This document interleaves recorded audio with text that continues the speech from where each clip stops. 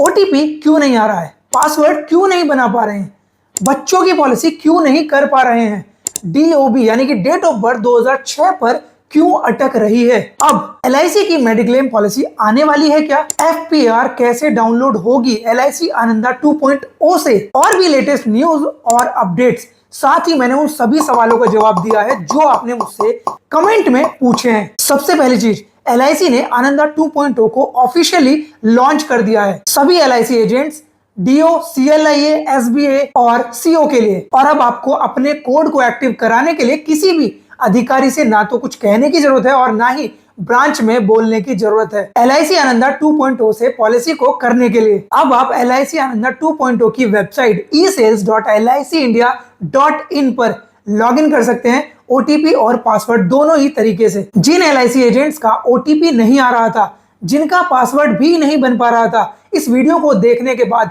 100% अब उनकी ये प्रॉब्लम सॉल्व हो चुकी है।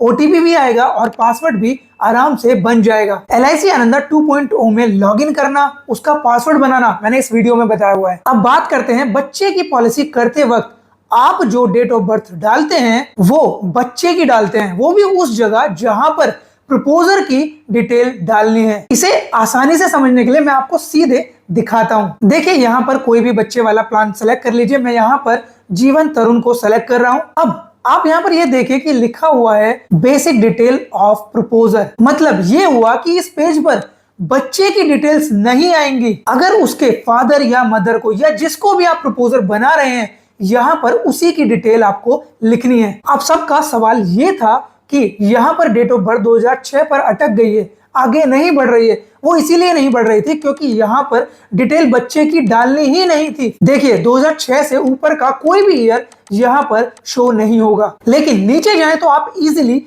जा सकते हैं। आप समझ आया क्यों 2006 से ऊपर या ये कह लीजिए 2006 पर क्यों डेट ऑफ बर्थ अटक गई थी। अब यहाँ पर एक सवाल और है, अगर आप यहाँ पर प्रपोजर की डिटेल डालेंगे तो बच्चे की डिटेल कहां पर डलेगी। दोस्तों इसे भरिए, इसे प्रोसीड कर दीजिए और ये देखिए यहाँ पर एक ऑप्शन है, यहाँ पर क्लिक कीजिए और चाइल्ड को सेलेक्ट कर लीजिए। ये सारे कॉलम्स ब्लैंक हो जाएंगे। उसके बाद आपको सारी की सारी डिटेल्स, बच्चे का नाम, जेंडर, डीओबी लिखने हैं। उसके बाद आप इन्हें भरना जानते ही हैं। इसे कंप्लीट करके कैलकुलेट प्रीमियम पर क्लिक करें, फिर सेव कोड, फिर प्रोसीड, फिर से क्लिक करो प्रोसीड टू प्रपोजल। अब यहाँ पर आपको दोनों की ई केवाईसी करनी है, पहले प्रपोजर की फिर चाइल्ड की। केवाईसी कैसे की जाती है वो मैं आपको इस वीडियो में समझा चुका हूं और इससे आगे का सारा प्रोसेस बिल्कुल वैसे ही है जैसे मैंने आपको पहले बताया हुआ है। अगर फिर भी आप कहीं पर भी अटके, आप मुझे कमेंट करके पूछिए, मैं आपका जवाब इंस्टेंट देने की पूरी कोशिश करूंगा। FPR, first premium receipt.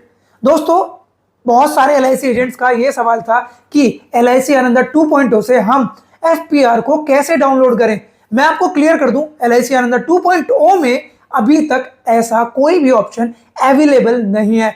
जैसे ही आएगा मैं आपको अपडेट कर दूंगा। अभी तक पुराने वाले आनंदा में एफपीआर को डाउनलोड करने का ऑप्शन है। आनंदा 2.0 में जब आपका केस कंप्लीट हो जाता है तो ऑटोमेटिकली क्लाइंट के पास और एजेंट के पास दोनों की ईमेल्स पर एफपीआर पहुंच जाती है। और हाँ दोस्तों, कुछ लोगों को यह कंफ्यूजन था कि आनंदा 2.0 से पॉलिसी करने पर क्या फिजिकल बॉन्ड नहीं मिलेगा। ऐसा नहीं है दोस्तों, आप किसी भी आनंदा से पॉलिसी करो, चाहे पुराने वाले से या नए वाले आनंदा 2.0 से पॉलिसी करोगे तो आपको फिजिकल बॉन्ड 100% मिलेगा और वो एक बुक की फॉर्म में आएगा। ओपन लिंक वाला ऑप्शन एलआईसी आनंदा 2.0 में सिर्फ कस्टमर वेरिफिकेशन के लिए आया है। esales.licindia.in पर आइए और यहाँ पर आप देख सकते हैं ओपन लिंक का टैब, इस पर क्लिक करें और फिर कस्टमर वेरिफिकेशन पर, फिर यहाँ पर एक्सेस आईडी को डालें और सेंड ओटीपी पर क्लिक करें। उस ओटीपी को यहाँ पर डालकर वेरीफाई ओटीपी एंड रीडायरेक्ट पर क्लिक कर दीजिए और आगे का सारा प्रोसेस आप पहले ही जानते हैं, मैं पुरानी वाली वीडियो में आपको समझा चुका हूं। बहुत ही इजी है, आप कंप्लीट कर लोगे। अगर फिर भी कोई दिक्कत आए तो मुझसे पूछ लेना या उस वीडियो को देख सकते हैं। पॉलिसी ट्रैकर, अब आप पॉलिसी को ट्रैक भी कर सकते हैं एलआईसी आनंदा 2.0 में कि आपका प्रपोजल कहां अटका हुआ है। जैसे पुराने वाले आनंदा में चेक करते थे, बस पॉलिसी ट्रैकर पर यहां पर क्लिक करें और अपनी एक्सेस आईडी को डालकर ट्रैक पर क्लिक कर दीजिए। अब आप देख सकते हैं कि आपका प्रपोजल कहां पर अटका हुआ है या किस प्रोसेस पर है। इससे आप अपनी पॉलिसी को कर भी पाएंगे अगर आपको नहीं पता चल रहा था कि अभी तक मेरी पॉलिसी का नंबर क्यों नहीं लगा। MHR मेडिकल वाले केस में क्या करें? अगर MHR आपकी पॉलिसी में रिक्वायर्ड है तो उसे कैसे लगाएं? सबसे पहली चीज कि वो आपके CLIA या DO के पोर्टल पर ही शो होगा कि आपकी MHR पेंडिंग है। MHR LIC एजेंट्स खुद से नहीं लगा सकते।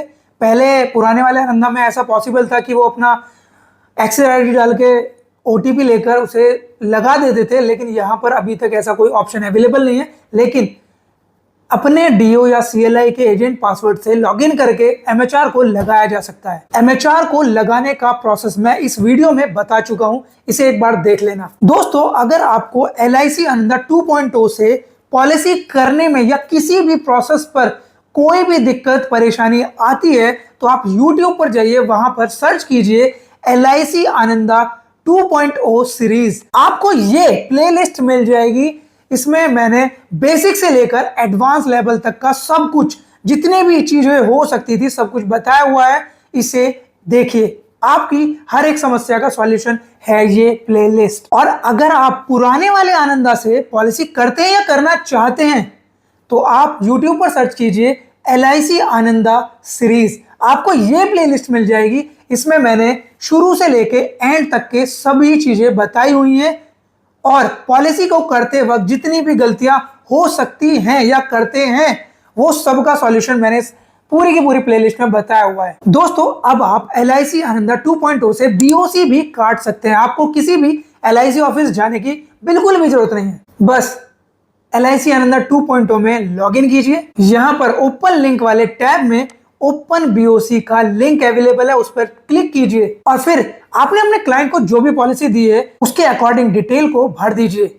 आपके पास एक लिंक आएगा, वहां से पेमेंट कर दीजिए और आपकी BOC जनरेट हो जाएगी। ये ऑप्शन दोस्तों उन सभी LIC एजेंट के फायदे का है जिनको डर है कि पेमेंट बाद में आएगा या नहीं। उस केस में आप अगर क्लाइंट के पास बैठे हैं तो आप डायरेक्टली उसे पेमेंट का लिंक भेज सकते हैं और पेमेंट कराकर उसे LIC की ऑफिशियल रसीद दे सकते हैं। इससे सबसे पहली चीज आपकी पेमेंट कंफर्म हो जाएगी। उसके बाद आप आराम से अपने प्रपोजल फॉर्म को भर सकते हैं। बिना प्रपोजल फॉर्म भरे अगर आप पेमेंट पहले ही करा लेते हैं तो आप ही का फायदा है इसमें। अगर आपको लगता है कि क्लाइंट का डिसीजन भी चेंज हो सकता है, इस केस में आप BOC वाले ऑप्शन को यूज कीजिए। दोस्तों, अगर आपका कोई भी सवाल है तो कमेंट कीजिए, मैं आपके उन सभी सवालों का जवाब दूंगा अगली वीडियो में। जल्द ही मैं आपके लिए एक LIC कॉम्बिनेशन प्लान की सीरीज भी लाने वाला हूं, जिसका मैंने आपसे वादा किया था, जिससे आप अपना 100% बिजनेस को इंक्रीज कर पाएंगे। आशा करता हूं दी गई जानकारी से आपकी हेल्प हुई हो और एक रिक्वेस्ट करता हूं कि हमारी YouTube फैमिली को बढ़ाने के लिए वीडियो को लाइक और शेयर और चैनल को सब्सक्राइब करना बिल्कुल भी ना भूलें। LIC की मेडिक्लेम पॉलिसी आपको जल्दी ही देखने को मिलेगी। LIC ने इस चीज पर काम करना शुरू कर दिया है। जैसे ही इसकी पक्की खबर आएगी मैं आपको हमारे इसी चैनल इंश्योरेंस जीनियस पर अपडेट कर दूंगा। चलिए मिलते हैं आपसे अगली वीडियो में, तब तक के लिए बाय, धन्यवाद वीडियो को यहां तक देखने के लिए।